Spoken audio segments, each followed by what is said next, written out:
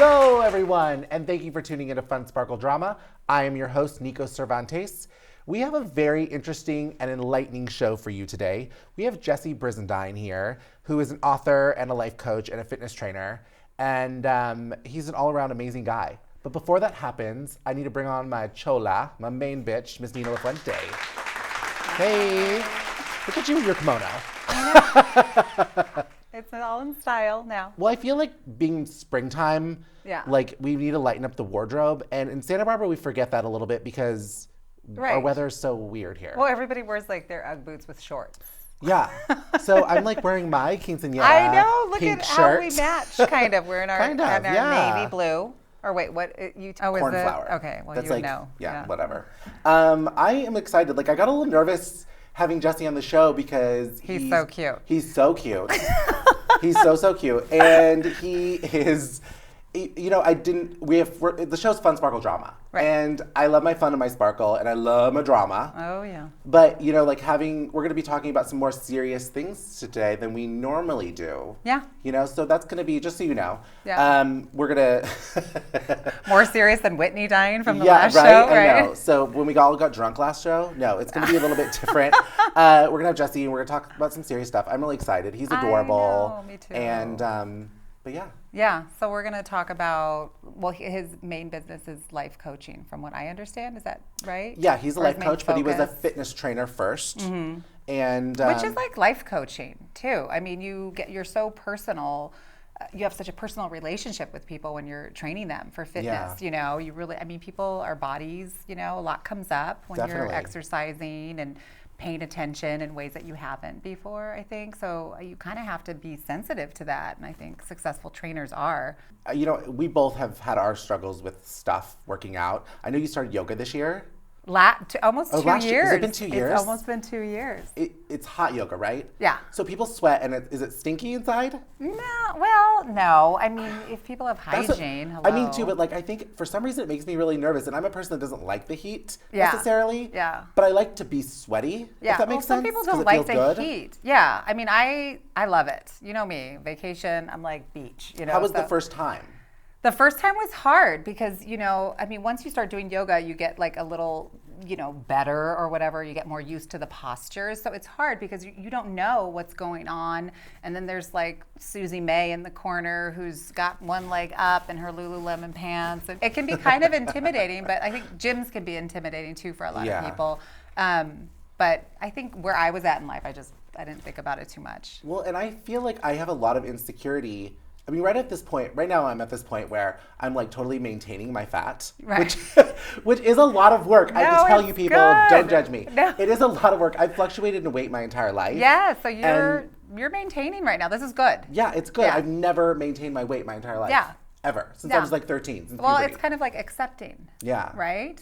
So you have to accept yourself before you can change it if you want. Exactly. So thank you for understanding. You're welcome. I've told some other friends that they've been kind of judgy. They're like, well, you know, you still drink your Diet Coke. You know. I'm like, yeah, like once a week. Yeah, it's life, you know. You have to give yourself a break. And I mean, it's so funny because we've been friends for so long and I've been with you for all of your ups and downs with the weight. And I guess when you were at your heaviest, I didn't even really realize it, you know, because I love you so much and I look at you and you see people every day too. Yeah, but also, I don't know. It's only those bitches you see like every 6 months. They're like, whoa, she backed it up. Yeah. Hey. So, but yeah, so good. You know, you'll find, I always think, you know, you got to push yourself a little bit, but you'll find what works for you when you're ready. Do you know what I mean? But the intimidation thing, you got to get over that. I know. Nobody cares. Like, well, you do this thing where you're like, okay, let me lose 10 pounds or let me lose 40 pounds and then I'll go to the gym. Yeah. Like, you know, people do that. And I play that in my, like, I do this thing where I'm constantly telling myself, oh, I can't do that unless I'm this weight. No. Or unless I lose, which is so stupid. I know. I mean, it's normal. I think a lot of us do. Like, if it's not weight, it's something else. But, you know, like when I started, after I had Diego and I gained all that weight, I gained like 80 pounds when I was pregnant with my son, and it was worth every healthy pound. But it was really hard to get off. And I had a lot of trepidation around going to the gym again, because I was all not my Fitty McFitterstein that I'd always been. And I joined like an all-female gym. So, and that kind of, but I still was chubba-dubs in there, and then they sold their membership to a bigger gym, and then I had to go to the bigger gym, and And whatever. you You have to kind of get over yourself a little bit. I love my therapy. So when dealing with therapy, I've definitely gotten over that like anxiety when I'm feeling heavy to go out. Like sometimes if I felt anxious, I just wouldn't leave the house. I know. You know what I mean? Yeah. And I've gotten over that, but now I need to get over my going to the gym. Yeah. Now you're just being lazy. No, no, right now I'm just making excuses. But I too even like in yoga, I don't know, like bending over when you're a little heavy and touching, you know what I mean? Like it's just so exposing. Yeah, well, I did, I had actually tried yoga after I'd had Diego, and I did that Bikram yoga, and I did it for like 5-6 months, and I didn't lose 1 pound. But then after I'd lost the baby weight, doing other things and, changing my diet and whatnot, I went back and did Bikram yoga, and I was like 40 or 50 pounds thinner, and the poses were a lot different. I just wanted to try it. Yeah. Interesting. Yeah, so it like evolves. Yeah, totally. It's all Madonna yoga. Yeah. Like, was that? Oh, it totally is. Like, no wonder she likes yoga. Oh, yeah. Yeah. It evolves like her. Anyway, well, I want to bring Jessie on. So we can just sit and talk about all our problems all day. I know, Let's get a professional up in here. I can't wait to see him up here. Anyway, we are going to take a little break. And when we get back, Jessie Brisendine will join us. Bella Vista Designs is Southern California's premier audio and visual company, specializing in decorative lighting, draping, and sound for your upcoming wedding or event.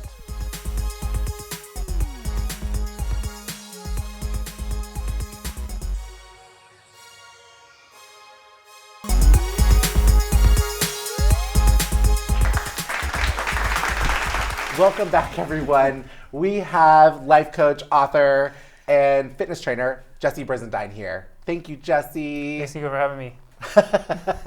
You are so adorable. I try. So you're a life coach and a fitness trainer. Yes.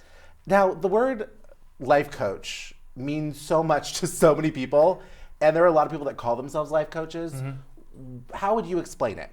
I believe that every person has infinite amount of greatness in them for a great relationship, great health, great business, great personality, whatever that is. And I think that their greatness is locked inside of them in different places. So I like to look at myself as kind of like a key master.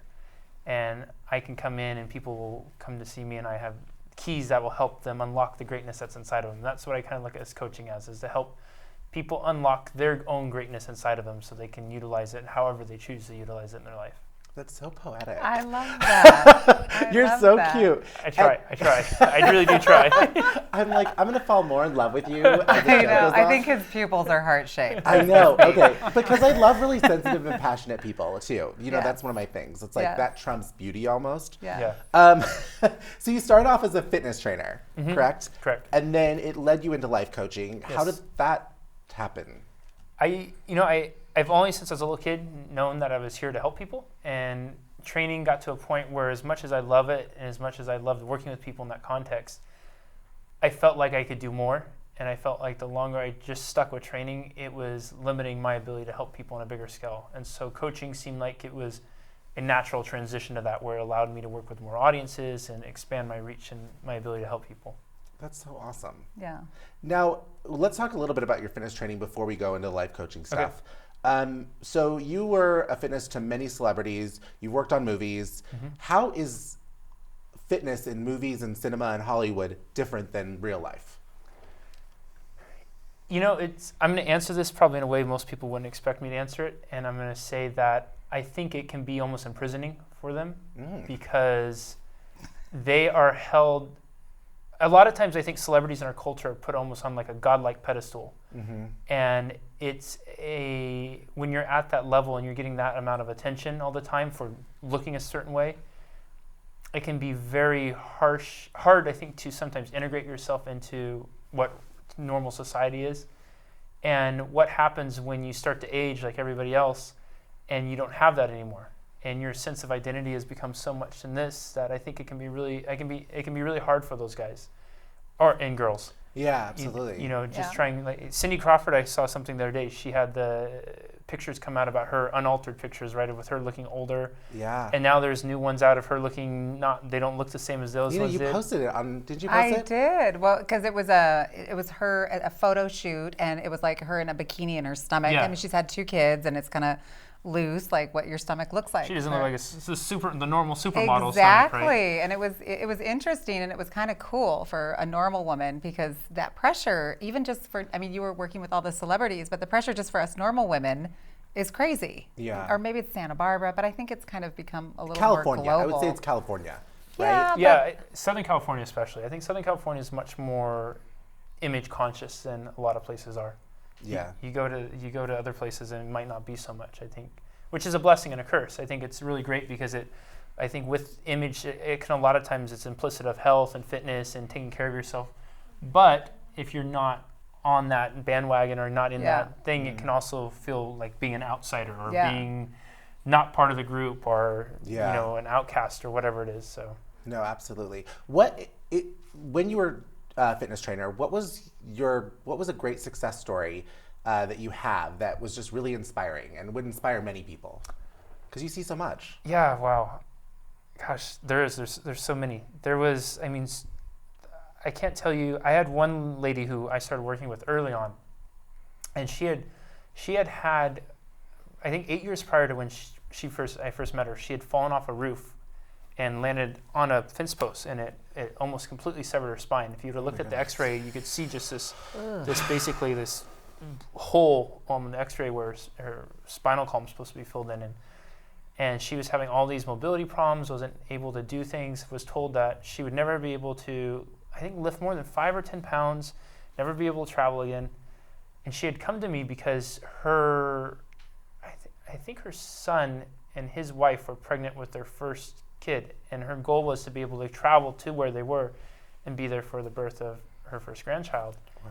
And she was completely trusting in me. We did all sorts of weird stuff that you'd never see in any sort of textbook or things. We were making it up as we went, and she not only was able to go and be there for the birth, but she was able to travel around the world and create a new career for herself as a photographer. She's gone to Southeast Asia numerous times. She was, and as of a couple of years ago, when her granddaughter was still, I think, 2-3 years old, she's still able to pick her up and hold her. And now that's like squirmy displaced weight, right? Yeah. So it was really, really neat. And I actually got to go to her first photo opening, and with her photos that she'd taken from Asia and different parts of the world. And I saw her and she saw me, and we both just started crying, and then I had to leave and she had to leave, and then 5 minutes later I came back and okay, let's do it over. Let's try it again. Hey, how you doing? So good to see you. Oh, yeah. Well, and all that camera equipment too. Yeah. If she's traveling, I mean, that's like incredible. Well, and flying. Yeah, flying. That's a big thing. That's amazing. The compression on your back for that long. Yeah. Going over there, 15 hours of flying or whatever it is. Oh, that's awesome. Yeah, I it's love really that cool. you did So that. you, sorry, I'm going to move on. I'm not way. I have to keep things rolling. So you were in Haiti after that big earthquake. Yes. And you were there working, correct? Yeah, one of my very best friends, he had a goal that he had always wanted to start this charity organization where it was a first responder group, and so Haiti was our inaugural thing. I helped him get it going and whatnot, and we went over to Haiti to do it, and there was just 5 of us that went over there, and the idea was that you had this group of first responders that could get there before the government on all the tapes and stuff goes through and help, and we showed up over there, and we're out in the middle of this field, and we're okay, well, here we are, what do we do? And in about an hour or so or less maybe after we got there was a bus full of probably 30, 40 Haitian people that were just all sorts of mangled and messed up, and we from that moment on, we were just go nonstop, and it was really cool. This area where we ended up basically creating this whole tent city, and when we got there was maybe 30 or 40 people, and by the time we left there was almost 500. Oh my gosh. And yeah, it was amazing. Wow. It was so amazing, and it was really powerful because I remember at one point you'd see these people just showing up, and if they had anything at all, they had a half full hefty bag of stuff, and they're just these people have lost any and everything. And they're so poor already, and then at the end of one of the days, they're all sitting around smiling and singing and just kind of celebrating, and I was like, wow, I think I have problems, and these guys are just so grateful to be alive. Yeah. Yeah. They're so grateful to be alive. I feel like such a bitch right now. Like, honestly, I'm sorry, I do. I got really emotional then because it's like here I was on my way to the studio this morning and I was running late, and I walk in, you're there, you're sitting on, like, I walk into the studio, you're smiling, you're early, you're the first one here, and I was all bent out of shape about something, and you were like, what's the best part of your day? And I was like, and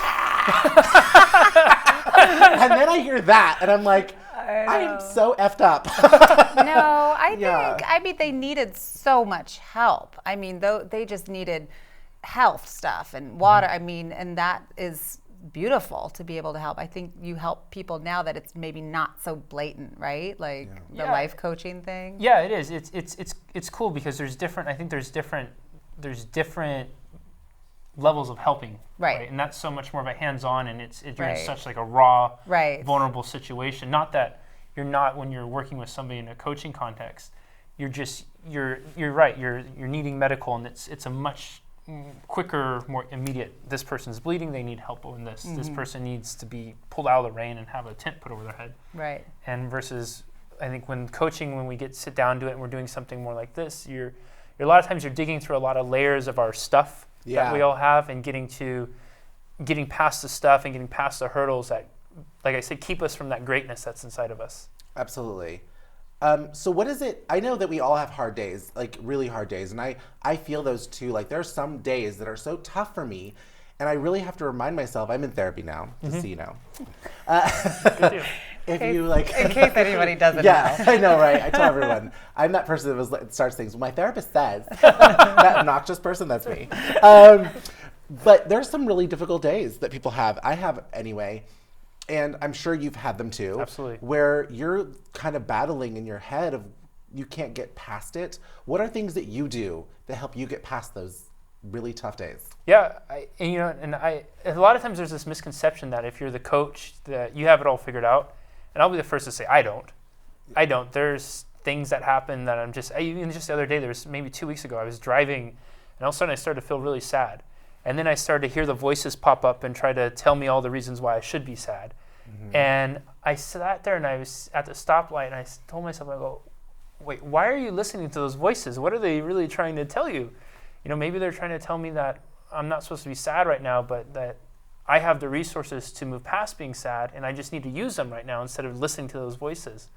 And for me, I always try to, when I do get to those places, which I do, I always try to remind myself of the other things, how all those challenging things I've had before have always built to something more, and that there's always a purpose for it. There's different fields of psychology will say different things, and one that I've studied pretty extensively, they come from a belief that every voice in our head has a positive intention behind it. We usually aren't willing to read enough into it to find out what that is. Interesting. And so a lot of times when it will say, we hear a voice that says, oh, you're dumb. Why'd you say that, idiot? Yeah. Maybe below the surface, that voice is saying that because it knows deep down how badly we don't want to fail. And so it's being more harsh and direct and telling us, hey, don't say those things because that's straying from what you want to do. That's keeping you from getting to where you want to go. Yeah. It's taking that energy away from going forward. It's not sugarcoating it for us. Right. Instead of saying, oh, Yeah. So do you have like a little tough love when you life coach with people? Are you like, do you have a little tough love sometimes? Absolutely. I Perfect for Nico. Yeah, I absolutely do. I just met with a person a little bit ago, and I was telling him, I said, everything, I'll tell you this is my pledge. And I tell every client this, everything I do in this context is 1,000% from a loving place. With that being said, I will be very harsh at times because my job is not to hold your hand and say, oh, there, it's going to be okay. Yeah. My job is to just really shoot you very straight. But excuse me, do people, some people want to have their hands held. Yeah, I won't work with those people. Yeah, no, it's interesting. No, but you see that, right? Because people are like, oh, I want this for my life. And then Can we do both? Yeah, so Nico just wants you to hold his hand. I think so. I think when we talk about hand holding, so I think there's a hand holding. There can be a good hand holding, right? There's a way to comfort somebody and reassure them, but I think hand holding can also be very detrimental because we use it to.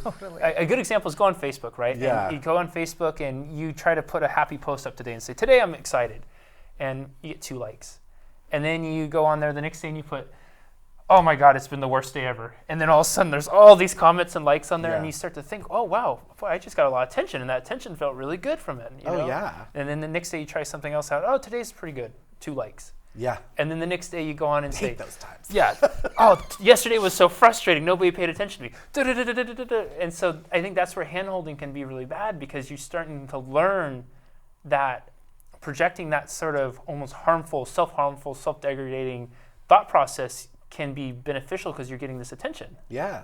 And we want that attention. We all want love. We all want attention. We all want to feel connected to people. And we don't realize that in trying to connect in that way that we're actually disconnecting ourselves from basically ourselves. Yeah. That's what we call narcissism.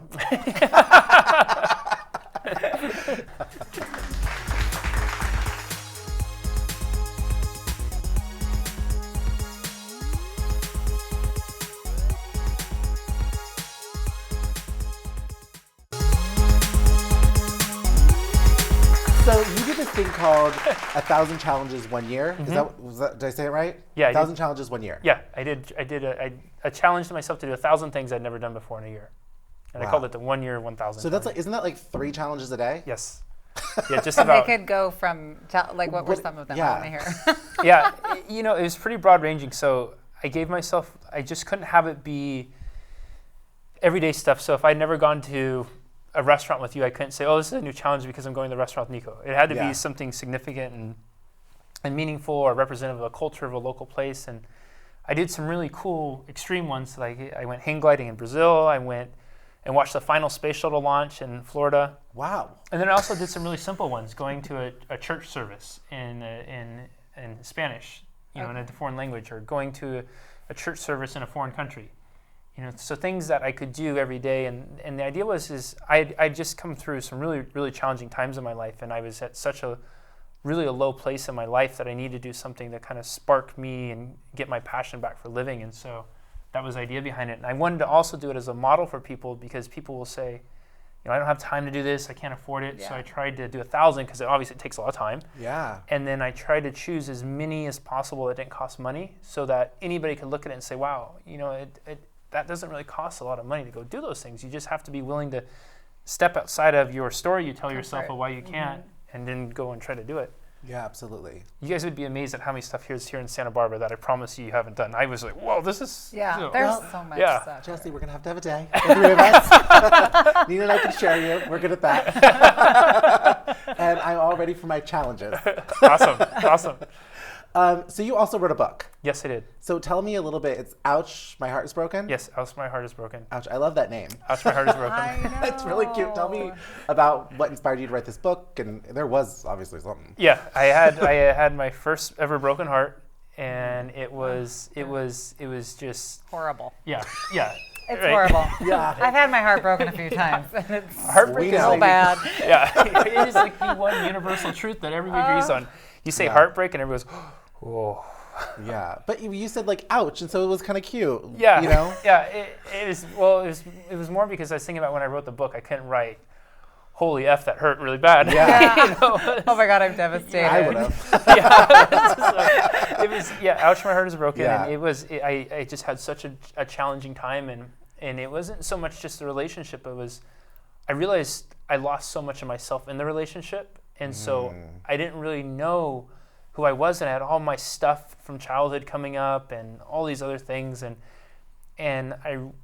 when I was going through that time, I was trying to find stuff on the web about what guys were going through, because I was thinking, I can't be the only guy going through this. There's no way. And most of the stuff was for women, or it seemed more geared towards women, and I decided to make a website as a resource for guys to come to, and I took on this kind of Dear John approach, and then that led to the book, and I had literally probably thousands of people from all over the world send in stories of heartbreak, and you know, I never met any of them, and I had some really just, I mean, I'll never forget the first one I got. It blew my mind what it was, and this guy sharing his story, and it really inspired me as well. I'm onto something here. I could really help people on another level, and it was cool because, again, you know, something as challenging as and horribly painful as a heartbreak, it turned into a really beautiful experience that I was able to use and share with other people.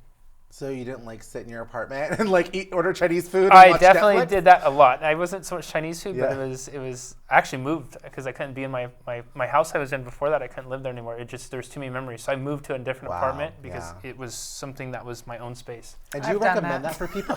Yeah. Oh my God, yes. When you talk to me about, I'm like, the example was right I'm in all front of me check. that whole time. So do you recommend that for people that have a memory someplace to Yeah. actually move? Because I always thought that would be like a bad thing. We grew up like, my mom's so Mexican that way where she's like, we move on, you know?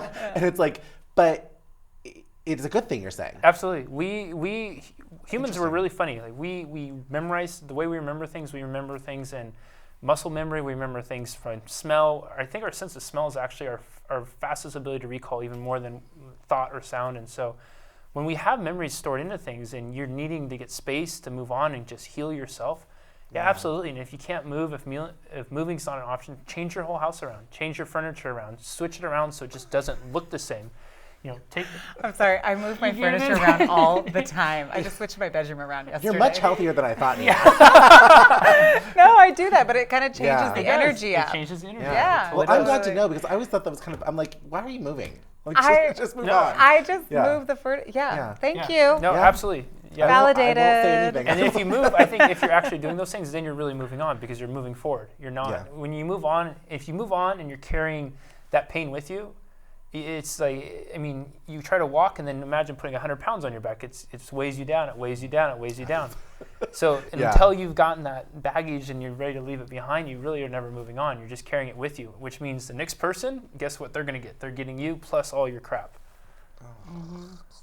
Your big I old just got- backpack. Come on, you just popped my balloon. Well, Jessie, we have run out of time, and you're so adorable. Thank you for being here. Absolutely. Is there anything, any last words or an inspirational quote that you want to leave our viewers, just as a little spice of life? Yeah, I think I really believe that each one of us is capable of greatness, and I tell people to challenge themselves, to ask themselves what their greatness is, because a lot of times people aren't doing what they want to do in life because somebody has told them they can't, or they've learned to believe that they can't.